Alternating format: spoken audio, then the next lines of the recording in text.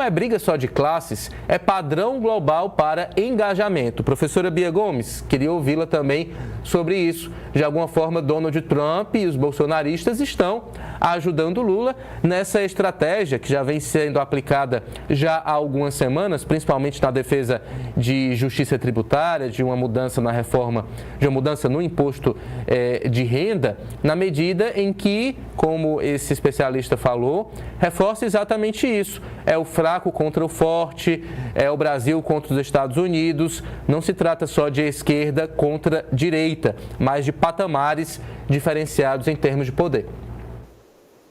Na verdade, se trata de soberania, né? E é uma pauta que junta ambos os lados ideológicos, né? A gente está falando de um governo americano dando a entender numa postagem, o presidente dos Estados Unidos, que se for necessário vai interferir sim na soberania brasileira para colocar ordem na casa. E isso dá uma sensação, um incômodo muito grande, porque mesmo a pessoa sendo de direita, tirando a extrema-direita, mas a pessoa de direita, ela entende isso como uma ameaça à sua liberdade, ao seu direito de existir como brasileiro. E a gente já tinha observado, as pesquisas internas dos partidos já mostravam que o governo Lula ele tinha conseguido melhorar a sua aprovação para além, né, da margem de erro e diminuir a desaprovação já com a campanha, né, da taxação dos ricos, né, que foi feita com inteligência artificial e uma série de coisas.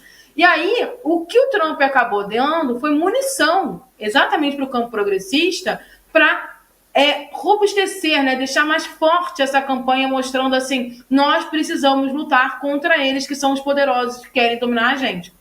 A gente sabe que o Trump ele tem uma política expansionista, isso é muito claro. Ele vê a América Latina como um campo dele, que ele tem que dominar. A gente tem um cinturão trumpista já na América Latina, com o Equador, com a Argentina, com o Paraguai, que são países que estão efetivamente ligados ao Trump.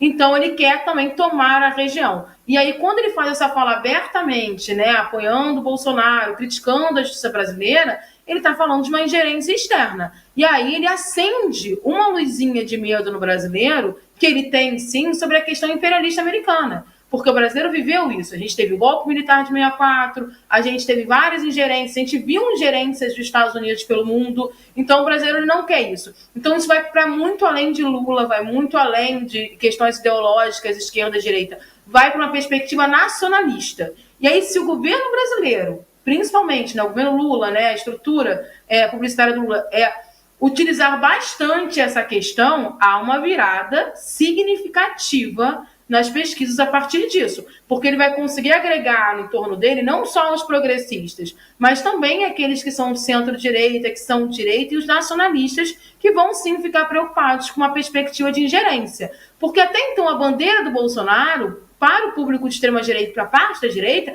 era uma bandeira nacionalista, né? Ele colocava o Brasil, né, como uma prioridade. Quando ele se coloca como parceiro dos Estados Unidos, que diz que, olha, se for necessário faremos uma ingerência, ele perde parte do público.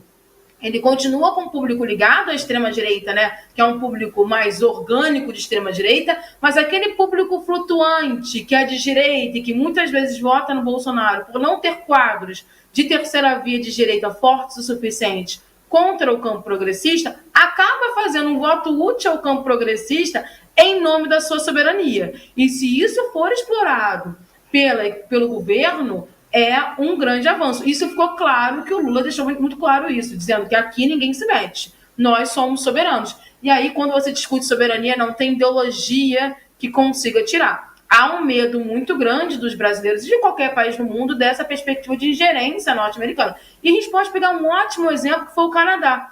O Canadá, ele estava no processo de decadência, né, os liberais canadenses. O primeiro-ministro tinha dissolvido o parlamento, chamou novas eleições porque ele estava com a aprovação muito baixa. E o Trump, quando começou a ameaçar anexar o Canadá aos Estados Unidos, toda a população canadense se juntou em torno dos liberais canadenses e aí eles conseguiram renovar o mandato. Então ele acaba sendo um cabo eleitoral para os progressistas do mundo.